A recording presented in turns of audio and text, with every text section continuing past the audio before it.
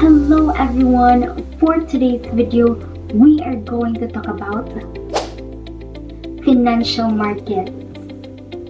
A developed economy relies on financial markets and institutions for efficient transfer of funds from savers to borrowers. Financial markets are the meeting place for people, corporations, and institutions that either need money or have money to lend or invest.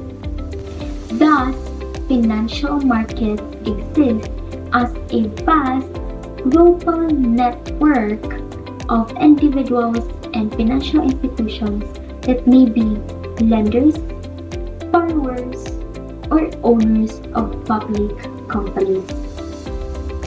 But what is the difference between lenders and borrowers? Lenders are the one who has money and deposits it in their savings account with the bank that pulls this together with the savings from other depositors.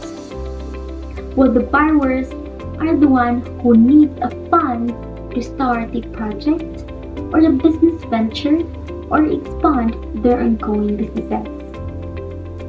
They are either small businesses or owners of public companies worldwide. The participants in financial markets include national, state, and local government.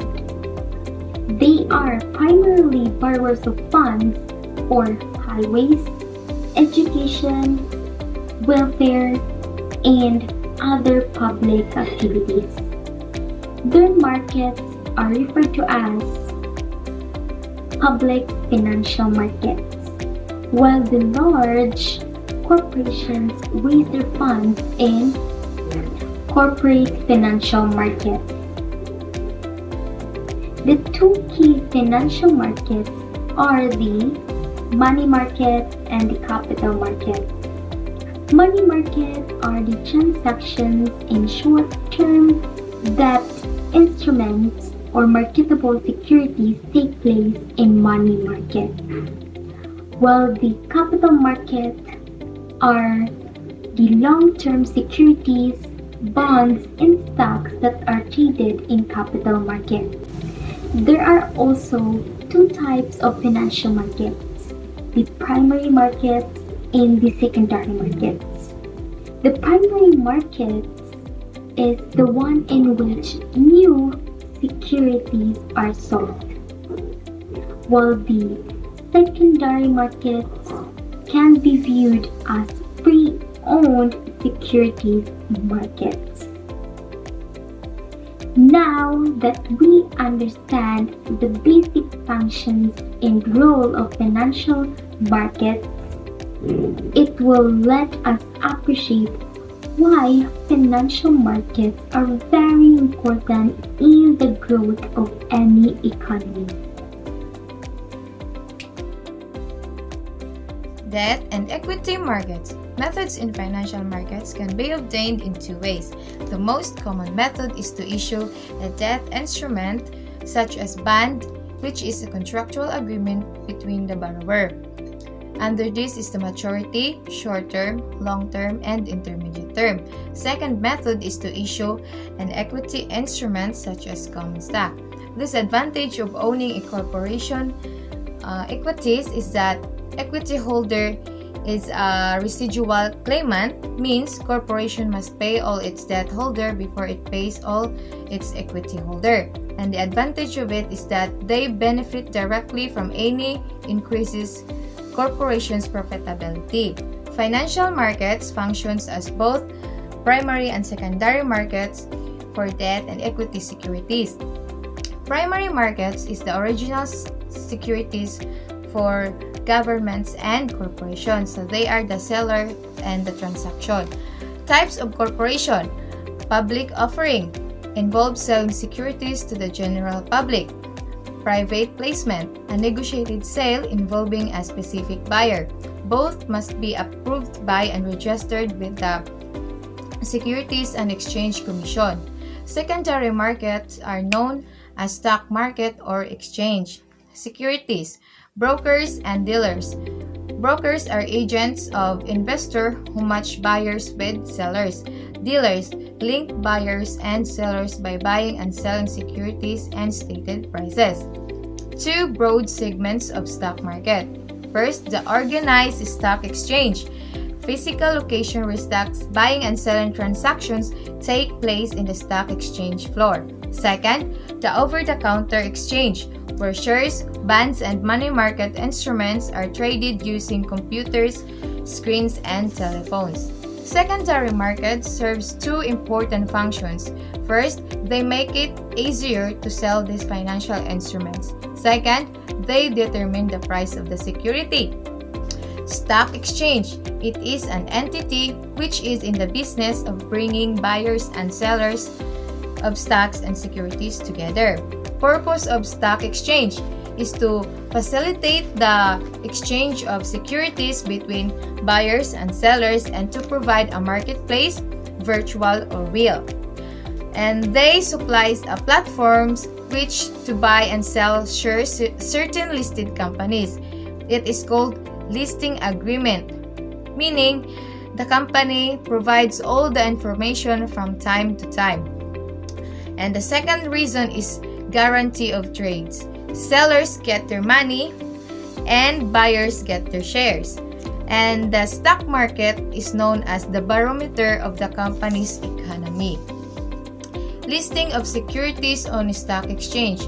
Listing means admission of securities to dealings on a recognized stock exchange. Principal objective of listing is to provide liquidity and marketability to listed securities.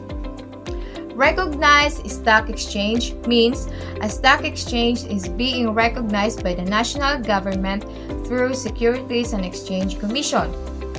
Price at which the securities are bought and sold are called official quotation. The Philippine Stock Exchange, it is the national stock exchange of the Philippines created in 1992 from the merger of Manila Stock Exchange and Makati Stock Exchange. PSA Composite Index is composed of 30 listed companies, and the selection of the companies is based on a specific set of criteria and 6 additional sector-based indices. There are 15-member board of directors chaired by Jose T. Pardo. Now let's talk about the over-the-counter market. Over-the-counter market is a marketplace in which participants' trades are carried out by a network of dealers or by the trading parties themselves. Over-the-counter markets are those in which participants trade directly between two parties without the use of central exchange or a third party. OTC markets do not have physical locations or market makers. Some of the products most commonly traded over-the-counter include bonds, derivatives, structured products, and currencies. The day trading. Day trading means buying and selling a batch of securities within a day or even within a second. It has nothing to do with investing in the traditional sense. It is exploiting the inevitable up and down price movements that occur during trading sessions. Day trading is most common in the stock markets and in the foreign exchange where currencies are traded. Day traders buy and sell stocks or other assets during the trading day in order to profit from the rapid fluctuation in prices. Day trading employs a wide variety of techniques and strategies to capitalize on these perceived market inefficiencies. Day trading is often informed by technical analysis of price movements and requires a high degree of self-discipline and objectivity. Potential day traders should be knowledgeable of the following: market data, the current trading information for each day trading market. Rather than using market data that is available free of charge but can often are old, day traders pay a premium for access to real-time data.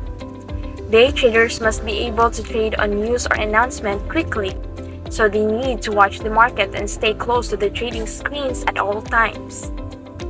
Another is scalping.